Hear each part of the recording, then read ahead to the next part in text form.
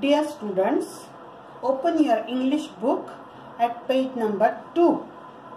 We are going to learn poem number 1.1, Walk a Little Slower.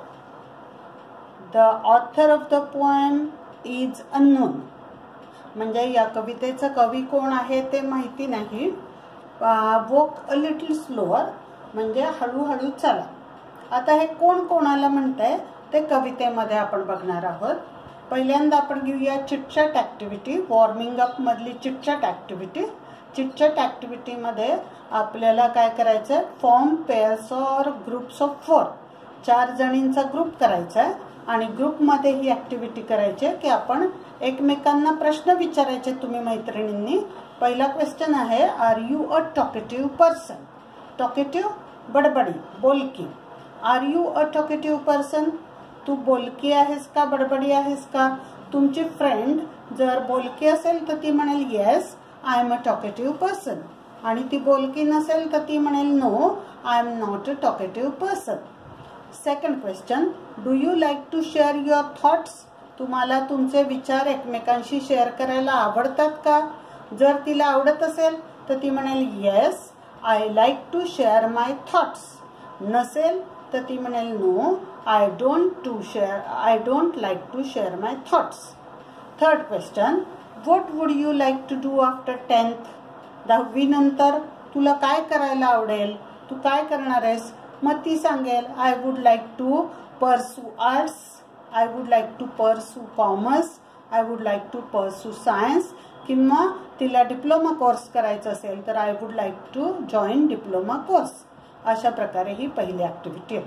आता second activity ही पण 4 ते 6च्या ग्रुपमध्ये करायची आहे. बघा, सेंटेन्सेस कंप्लीट करायचे आहेत. I would like to talk to my mother or my father or my teacher or my best friend or my grandparents or my neighbors about. First option is swimming lessons. तुम्हाला study बद्दल असेल तर I would like to talk to my father about my studies. I would like to talk to my teacher about the essay competition. असे पुढे तुम्ही options भरून हे वाक्य पूर्ण करायचे आहेत. म्हणजे तुमच्याकडे ही 1 2 3 4 5 6 सेंटेन्सेस तयार होते. तसंच दुसऱ्यामध्ये I would like to learn to. मला काय शिकायला आवडेल तर to play chess from my cousin. I would like to learn to speak English from my best friend. I would like to learn to tell stories from my grandmother. अशा प्रकारे हे options तुम्ही भरायचे आहेत. इथे पण तुमचे 1 2 3 4 5 सेंटेन्सेस तयार होतील. पुढे I hesitate to talk to my. आता हेजिटेट म्हणजे एखादी क्रिया करताना बिचकणे, कचरणे. I hesitate to talk to my about my studies. I hesitate to talk to my father about my studies. इथे तुम्ही व्यक्तीचं नाव भरायचंय आणि अशा प्रकारे कुठल्या गोष्टी करताना तुम्ही कचरता, बिचकता ते, आणि इथे व्यक्तीचं नाव भरून ही वाक्य तयार करायची आहेत. 1 2 3 4 5 6 सेंटेन्सेस इथे तुमची तयार होते. आता आपण कवितेकडे जाऊया. Walk a little slower. Walk a little slower, थोडं हळू चाला. आता इथे कोण सांगते कोणाला हे पहिल्याच ओळीमध्ये कळतंय. Walk a little slower daddy. The child is talking to his father. The child is telling his father to walk a little slower. Daddy walk a little slower. वडील मुलगा वडिलांना सांगतोय walk a little slower. The child is talking to his father to walk a little slower. He is telling his father to walk a little slower. की daddy तुम्ही जरा हळू चला, असं said a little child so small. असं एक छोटा मुलगा त्याच्या वडिलांना म्हणाला. आता इथे बघा समानार्थी 2 शब्द आलेत, लिटिल आणि small. Similar meaning words, little and small. So a small child said to his daddy. A small child told his daddy to walk a little slower. हळूहळू चालायला त्या मुलांनी वडिलांना सांगितलं. का हळू चाला तर तो काय म्हणतोय बघा, I am following in your footsteps. I am following. Following पाठलाग करणे, मागे मागे जाणे. In your footsteps. फुटस्टेप्स पावलांच्या खुणा. तुमच्या पावलांच्या खुणांच्या मागे मागे मी येतोय, म्हणजे मी तुमच्या मागे मागे चालतोय. And I don't want to fall. तर मला पडायचं नाहीये, म्हणजे तुम्ही हळू चाललात तर मी हळू चालेन, म्हणजे मी पडणार नाही. म्हणून तुम्ही हळूहळू चला. म्हणजे daddy be careful in walking because I am following in your footsteps. मुलगा आपल्या वडिलांच्या पावलांचं अनुकरण करतोय, म्हणजेच मुलगा वडिलांच्या पावलावर पाऊल ठेवून चालतोय. म्हणून तो सांगतो की I don't want to fall. मला पडायचं नाहीये, मला तुमच्या मागे मागे सावधपणे चालायचंय. म्हणून वॉक अ लिटिल स्लोअर. जरा हळूहळू चाला. Sometimes your steps are very fast. मुलगा म्हणतोय की डॅडी तुमची पावलं कधी कधी खूप फास्ट होतात. Sometimes they are hard to see. काही वेळेला तर मला तुमच्या पावलाच्या खुणा दिसतच नाहीयेत.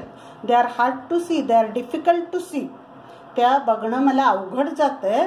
So walk a little slower daddy for you are leading me. का म्हणून जरा हळूहळू चला डॅडी, कारण you are leading me. Lead म्हणजे पुढे नेणे किंवा नेतृत्व करणे किंवा आपल्याला मार्गदर्शन करणे. फॉर यू आर लीडिंग मी. तुम्ही मला मार्गदर्शन करताय, तुमच्याप्रमाणे तुम्ही माझे नेता आहात. मी तुमच्या मागे मागे चालतोय. लीड आणि फॉलो हे अपोजिट मिनिंग वर्ड्स आहेत बघा. लीड म्हणजे पुढे नेणारा, फॉलो म्हणजे मागे जाणारा. तर लीड आणि फॉलो हे अपोजिट वर्ड्स आहेत. तर the child is following his father and father is leading his son. Father is leading his son. Someday when I am all grown up. आता इथे कवीला काय सांगायचंय बघा, की प्रत्येक मूल हे त्याच्या वडिलांचं अनुकरण करत असतं. म्हणून वडिलांनी अतिशय, father should be very careful. वडिलांनी अतिशय काळजीपूर्वक वागलं पाहिजे, कारण मुलगा त्यांचं अनुकरण करत असतो. जसे वडील वागतील तसं मुलगा वागत असतो. म्हणून मुलगा वडिलांना सांगतो की तुम्ही you should be careful in your behaviour. तुमच्या वर्तनामध्ये तुम्ही काळजीपूर्वक वागा, की कारण मी तुमचं अनुकरण करणार आहे, तर तुम्ही जसं कराल तसं मी करणार आहे. So you should be careful, you should be slow. Someday when I am all grown up. एखाद दिवशी जेव्हा मी पूर्ण ग्रोन अप म्हणजे मोठा, पूर्ण मोठा होईन, म्हणजे मी जेव्हा मोठा होईन तेव्हा you are what I want to be. I want to be just like you when I am grown up. जेव्हा मी मोठा होईन तेव्हा I want to be like you. I want to be just like you daddy. मला अगदी तुमच्यासारखं व्हायचं. म्हणजे you are my ideal daddy, you are my ideal. तुम्ही माझे आयडियल आहात, तुम्ही माझे आदर्श आहात. I want to be just like you.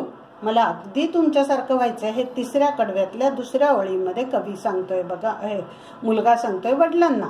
Then I will have a little child. आणि जेव्हा मी मोठा होईल तेव्हा मलाही माझं एक छोटं मूल असेल. I will have a little child. मला माझं छोटं मूल असेल. Who will want to follow me. की ज्याला माझ्याप्रमाणे व्हावंसं वाटेल, जो माझ्या मागे मागे चालेल. जसं आता मी तुमच्या मागे चालतोय तसं मी मोठा झाल्यावर माझं मूल हे मला फॉलो करेल, ते माझ्या मागे मागे चालेल. म्हणजेच you should be ideal in behaviour. तुमचं वागणं जर आदर्श असेल तर I would be ideal. I would be ideal father. मी सुद्धा आयडियल फादर होईन. माझं सुद्धा आदर्श वडील होईन मी जेव्हा माझं मूल लहान असेल तेव्हा. नाव stanza number 4. And I would want to lead just right. आता शेवटच्या स्टँजामध्ये बघा कवितेचा सारांश आहे. And I would want to lead. Lead मार्गदर्शन करणे, नेता होणे, पुढच्या दिशेला नेणे. And I would want to lead just right. मला पण माझ्या मुलाला राईट, योग्य मार्गदर्शन करायचंय, योग्य मार्ग दाखवायचंय, त्याला योग्य दिशेला न्यायचंय. And know that I was true. आणि मला माहिती आहे की मी अगदी बरोबर आहे. म्हणजेच तुम्ही मला योग्य प्रकारे मार्गदर्शन केले म्हणजे मी पण माझ्या मुलाला योग्य प्रकारे मार्गदर्शन करेन. So walk a little slower daddy for I must follow you. म्हणून अगदी हळू चला डॅडी. स्लो म्हणजे इथे स्लो म्हणजे हळू असा अर्थ घ्यायचा नाही, आपण केअरफुल असा अर्थ घ्यायचा आहे की डॅडी तुम्ही अतिशय केअरफुली चाला. For I must follow you की ज्यामुळे मी तुमच्या मागे मागे चालेन म्हणजे तुमच्या कृतीचं तुमच्या पावलाचं मी अनुकरण करेन. I must follow your actions. तुमच्या कृती. I must follow your behaviour. तुमचं वर्तन तुमच्या कृती याचं मी जर मार्गदर्शन करावंसं तुम्हाला वाटत असेल तर you should be careful in your behaviour and in your actions. तुमच्या ॲक्शन्स तुमचं बिहेवियर हे आदर्श असेल तर मी तुमचं मार्गदर्शन करेन आणि माझ्याच मार्गावर पुढे माझा मुलगा चालेल.